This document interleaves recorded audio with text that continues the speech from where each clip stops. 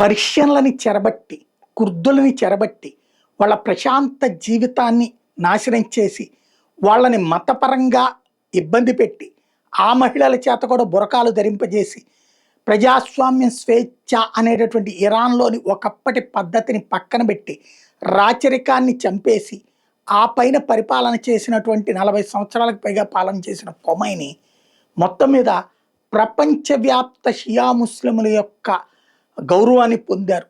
ఎందుకంటే ఆయన మరణం తర్వాతన ఈ అంత్యక్రియలకు వెళ్తున్న వాళ్ళు పదులు కాదు, వందలు కాదు, వేలు కాదు, లక్షలు, లక్షలు కూడా కాదు, కోట్లు, కనీసం 2 కోట్ల మంది ఇరాన్ని సందర్శించారు అన్నది లెక్కలు చెప్తుంది.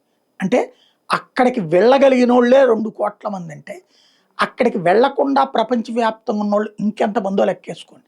ఆయనకి నివాళులు అర్పిస్తున్న వాళ్ళు. మనం బ్రతికున్నప్పుడు ఏం సాధించామో తెలియదు. అదే ఆ నలుగురు సినిమా ఉంది చూడండి. మనం పోయిన నాడు మన పాడె మోయడానికి నలుగురు ఉంటే అది మనం సాధించింది అనేది.